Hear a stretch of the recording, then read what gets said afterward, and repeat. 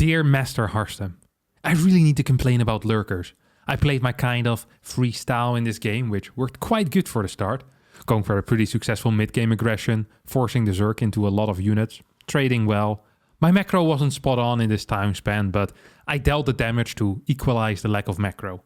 Then he got his lurker dam ready. Seeing the lurkers, I decided not to tech into something that counters lurkers. My strategy to counter them was just not fighting them, resolving in going ham into his base and using the distraction to cripple his economy. They say StarCraft is just a numbers game, so I kept building the units that led me into this beautiful position, hoping I could just overrun my opponent. But I made this calculation without the massive nuke-like area damage of the lurker. He goes all in knowing he has to deal damage, and well, see yourself what happens. Seems like I wished my opponent too much luck in the beginning. Bam, bam, bam. Your name is Keegan D on the European server in the Diamond League with 3,980 MMR. And the question here is the lurker imbalanced? Or does Keegan suck? And we're gonna find out. Alright, my friends, there we go. Keegan D versus Johnny on Babylon. Of course, one of the new maps. Beautiful map. Small main base. Kind of easy third. Defendable fourth, technically. Maybe a defendable fifth. But it often provides quite interesting games. I don't really mind this map all that much. I actually kind of like it. Oh, look at that. Oh, that is indeed a lot of luck that Keegan wished here in the early game. It was an interesting clan name, by the way. DN. Got him! I wonder what that stands for. If you know what DN stands for, be sure to let me know in the comments. I'm curious. And get creative with it as well. I want to hear your wild takes. As, what is it? The extractor trick? Wait, what? Extractor trick 15 hatch. Yeah. Okay. This is one of these build orders that people do that isn't actually good, but they do it because they think it has some like special value. What in the world am I watching here? Is this a link flood? Another extractor trick. 15 hatch, 14 pool. Okay, economically this is not very good. I know we're not supposed to criticize people that don't send in the replay, but this is a wild build order. This is one of these builds people do. They figured it out by themselves and they think it's so brilliant. You know, they don't do any of the benchmarking, but they just feel like it's better than what they see at the high level. I get emails about this stuff legitimately all the time. I'll get an email of like a guy who's in gold or platinum or diamond, and it sends me a replay against the AI. It's like, hey, I found out a new build and I haven't seen it in pro play yet, but if you play it, I would like credit because I think this is really gonna revolutionize the matchup. And then this guy takes 3 Nexi before the first gateway and starts pumping out Void Rays. And then I'll send a message back like, what if your opponent 12 pools? And I'll get another email back and it will be something along the lines of, I haven't figured out the counter to 12 pool exactly, or even against a regular pool timing or a link flood, but if you get away with it, you're in a pretty darn good spot. I'm like, all right, thanks. I'm not sure if I'm going to be using this in the near future, but I'll keep it in the back of my mind. Yeah, is it a lot of emails like this? Some of them are worse than the 3 Nexus before gateway idea as well. So it's a wild world out there. And I think Johnny has been caught as well by that. He somehow got it in his mind that 14 hatch is a legitimately good build. And yeah, it's not. It's absolutely not a good build. Or please don't play this.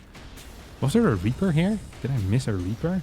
No, okay, this was Marine first. Oh, into very fast Alliance. Cool. Nice little build order. Could micro the Marine here to probably keep it alive. Not the greatest control. Actually, really not the greatest control, but an actual build order. Would love to see a tech lab down here, but obviously he's busy trying to micro away. So I don't even mind it completely. I believe this is going to be Banshee, just based on the 2 gas. Could still be Viking. Viking, Marine, Viking. I don't know. Medevac. Mines. Okay, not a huge fan of this. You do see it every now and again. As Johnny goes for... Okay, Johnny went gasless. Oh, this is a game already, isn't it? It's really difficult sometimes to give advice if both players are just kind of playing wonky builds and to kind of analyze the positions, because this is one of these things I just have no real experience with. Keegan opening without a Reaper into mine drop, tech lab on the barracks, a double mine drop after building 2 Hellions, then a 3rd CC, and he's playing against someone that opened with gasless into double gas roaches, which is also not really a build order. So we're watching 2 things clash that don't really exist. This is like the fantasy battles you have when you're a kid. You know, it's like when you have Digimon fighting Pokemon. It's like both of them are fictional. It's not real. You can't fight with them. We had a kid in our neighborhood who was really keen on all the lore. He's like basically the lore master of our neighborhood. Knew everything about Pokemon and Digimon. But even he wouldn't go into Digimon versus Pokemon because they didn't live in the same universe. He was very keen on that. So we'd play games like, you know, you pretend to be a Pokemon or something like that. Actually, so we'd often pretend to be Pokemon. It sounds like I had an insane childhood, but I think this is normal for kids. So, and whenever you're a Pokemon, everyone always wanted to be a Pokemon because that was way more fun than being the trainer. But there also had to be a trainer, you know, like there had to be someone that was playing Ash as well in our fantasy world. This is some good damage, by the way.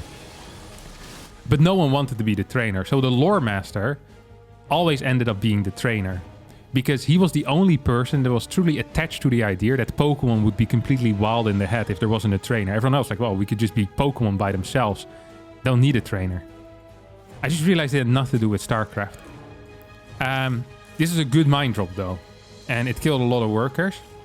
But yeah, so if you have a lore master in your neighborhood, he's going to be the trainer and you can pretend to be Squirtle.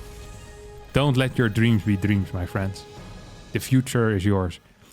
Just like the future is right now in the hands of Keegan D, who's playing a build order that has not been showcased before. This looks like a Hellbat all-in, but then without the all-in part, and so far also without the Hellbats. Now, if you remove both the Hellbats and the all-in from the Hellbat all-in, you're left with nothing. That's kind of how I feel about this early game as well. Yes, he dealt damage, but the rest of his was... really nothing happened here. This is also not an army. This is 5 Marauders and 4 mines, 6 cars. It's one of these armies you look at and you think to yourself, this has been theory crafted. This is a guy at home whose internet connection is down because he's part of some crappy ISP. He's the only one in his neighborhood as well. And in his little notebook he wrote, Marauders kill Roach, Hellions kill Ling, Mines kill Baneling, Medivacs heal my units. And then in his mind he's like, tada, fixed Terran versus Zerg. Completely destroyed it. And then starts playing this type of crap because holy cow, this is not a build order. You're supposed to have an opener like this and then hit around 30 seconds. Well, actually, didn't even build any air units except for Medivac. So he's probably supposed to hit like a minute ago with 16 Marines with Stim. And 1-1 on the way. But instead we have no upgrades yet. But we do have an armory. Hellbats transitioning mid-fight, but only 2 of them. And another 3 do it while being biled. This was the worst way this fight could have gone. And despite all of that, the terrible composition, the terrible control, Keegan is still completely fine. And I think it's because his macro hasn't been so bad for Diamond. It's just everything else that has been bad. The theorizing and... Look at this Hellbat go. Dude, he's also floating 900. I don't actually know what he's doing correct. Sometimes I look at these games and I wonder what people's strengths are. Do you ever have that? Sometimes you also have it with actual people in real life, where you look at them and you think to yourself, I know you must have some types of strength, but I can't find it right now. There's a guy that lives very close to me that walks his dog and he doesn't pick up the poop of his dog. I've seen it multiple times now already, and it annoys me because my dog is a moron and eats the poop of other dogs. And then I have to pay attention to make sure there's no poop on the floor, which makes my relaxing walk a little bit more like a Sherlock Holmes series. There I have to look on the floor for clues if This man with his glasses has dropped the deuce on the floor. It's very frustrating. I look at that guy and I think to myself, I see no redeeming qualities. He has no strong characteristics, you know? There's nothing good about you. I feel the same about Keegan D's play so far. The composition makes very little sense. The micro is not great. Has no upgrades. We're building a fourth base and another factory. So there is something in the head of his that makes it, you know, makes him wake up in the morning and build stuff. But I'm not entirely seeing yet what it is. Like, why are we even right now? I don't understand. It feels like every decision in this game so far has been incorrect. But I guess the macro is quite good. And maybe that's just that's enough at this level. He's macroing well and he's fighting, I guess. He's A-moving at times. He sometimes has Hellbats ready before a fight. Like, I'm not more upset with Keegan than I am with Johnny. I think so far the game is... it's just a diamond game. But maybe slightly worse than I thought diamonds would be. The funny thing is that if I were to do this in ranked roulette, I feel like I would get it correct. But if I wouldn't know that this was diamond right now, there's absolutely no way I would have guessed this a diamond. Because this has just been a disappointing all around. Lurker then on the way, a Thor. The Thor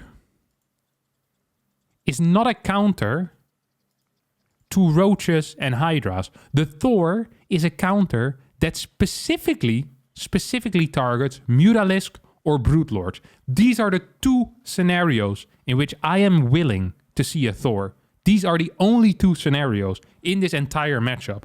Never against Roach Hydra Ravager or against Roaches or against Lurkers are Thors any good. They're always worse than a tank. They have less... You don't have any tanks either, do you? There's no tanks here. Yeah, no Thors. It is a banned unit. It's not okay, okay? Well, they're not okay. 6 Marauders popping out. 1-1, 11 minutes into the game. Standard 1-1 timing. But then we look on the other side. It's also just +1. Like, how can I get mad at Keegan D for playing garbage if he's also playing versus garbage? He's just copying what he sees. This is childlike behavior, perhaps. You know, you copy what you see. But I can't blame him for it. If this is... Like, this is working on this level, apparently. I think he's ahead. I mean, he's 4 bases. He's down 20 workers, sure, but... And yes, the composition is completely... He's building Hellbats against Roach Hydra. I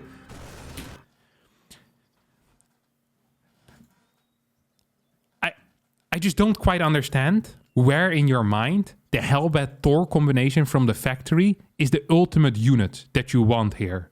Like, the factory units kind of are like the superheroes of your army, you know? And these are the guys that back up the working class guy, the Marine and the Marauder. You have the tank, you know, there's a Superman in the back. Now, the Thor in this case is a little bit like Catwoman, I guess. You know, you get Batman and then Catwoman. No one really knows if Catwoman is even a superhero. I've never seen her. I've never seen a Catwoman movie either.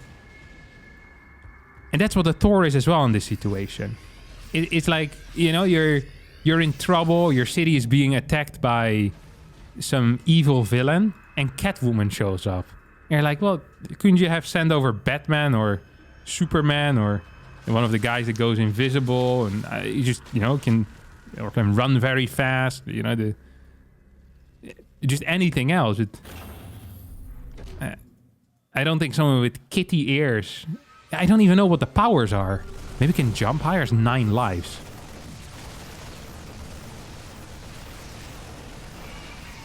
If you have 9 lives, it would be tough as well. If you'd be a sucky superhero, you'd die like 6 times already. You have to come back 3 more times to die in the same way again. This game is actually over, by the way. Like, legitimately nothing good here is going on for Johnny. Johnny is uber dead.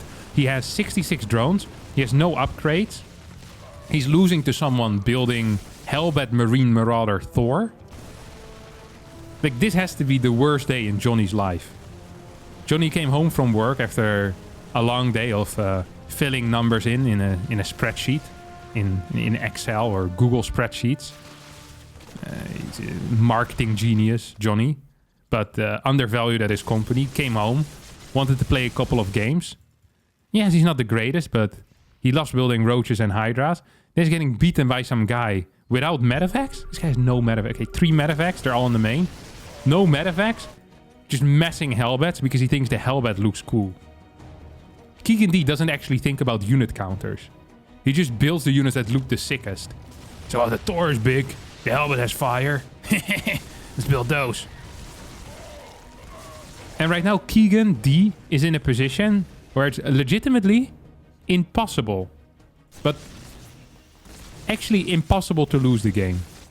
And let me pick open this this balance complaint. What did he say? They say StarCraft is just a numbers game, so I kept building the units that led me into this beautiful position, hoping I could just overrun my opponent. This is the type of thinking that would get you very, very rich on the stock market as well. So imagine you have a stock that performed very well for you, and then the company basically goes bankrupt. The one thing you probably shouldn't do is buy more of that stock. You probably should, you know, diversify your assets. And that's what you should be doing here as well.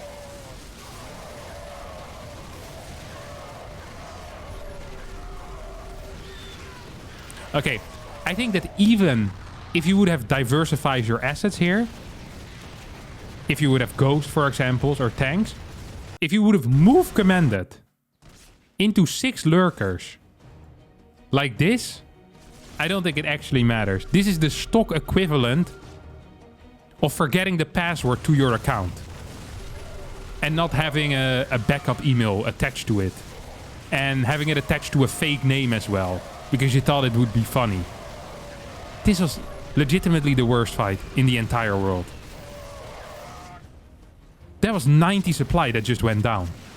That was actually 90 supply that just ran in there and died. 90. That's a 9 and a 0. You're still honestly maybe in a playable position. No, you're not. You could have just legitimately counterattacked. Just left these lurkers for what it is.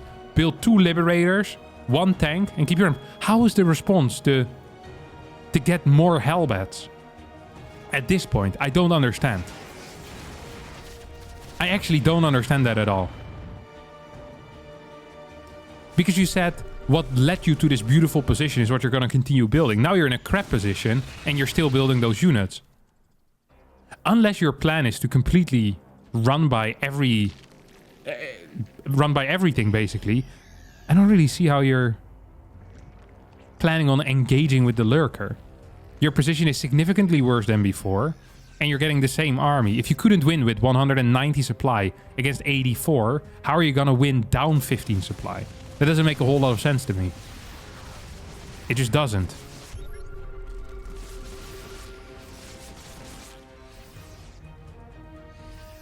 I love the scan here, so it's like...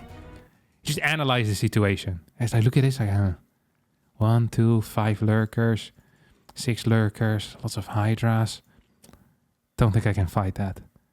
Don't think it's possible. And then just stands over here, still doing nothing, rather than base trading. This is like watching a volcano erupt, looking at the lava and thinking, if that lava hits me, I'm probably pretty dead. And then not running away. It's like, well, yes, you are probably pretty dead if the lava hits you, and maybe, you know, you should get moving. But my man Keegan D has different plans. He sets up a flank here. Well, some sort of a flank. Actually, it's not a bad engagement. Takes out 2 hydras. Touché. Scans again, sees the army. He's like, okay, that looks really bad for me. Let me just move through it for a couple of seconds. See how much damage these spikes can do. Doesn't scan now. It's like, maybe I can go if I don't scan. Because he might have moved. Maybe. Or maybe not. Planetary here is actually proving to be pretty useful. Another Marauder out. Still no tanks on the way. No Liberators. Just more Hellbats. 8 more Lurkers coming out. And Johnny definitely has got the taste for the Lurker right now. Yeah, there's absolutely no way. Half of the Lurkers aren't even burrowed. Yeah, this is game over. Scans again. It's like, still way too many units. I'm not sure why we keep scanning to confirm the fact that we're still very dead. It's like taking a couple of pictures of the lava. It's going over me now. Watch this Instagram live. Like, well, not quite sure if that's how you want to be known till the end of time. GG. GG. Like, the insane thing in this game is that I really do feel like that Keegan is ahead the entire time. And yes, he's not playing perfect, and he has a weird composition, and he's a bit of an idiot. I'll admit to that immediately. But did Johnny play so well? What did he do? He built roaches, he built hydras, then he builds lurkers. He's down 90 supply, has no mining whatsoever. The only mistake Keegan made here was one thing, and that's that he didn't build ghosts. Sure, didn't build tanks, but the lurker is too easy to use at this level. You know what? Actually, I think it's gonna happen. Guys, what he actually wanted to say is, you suck, Keegan. See you next week.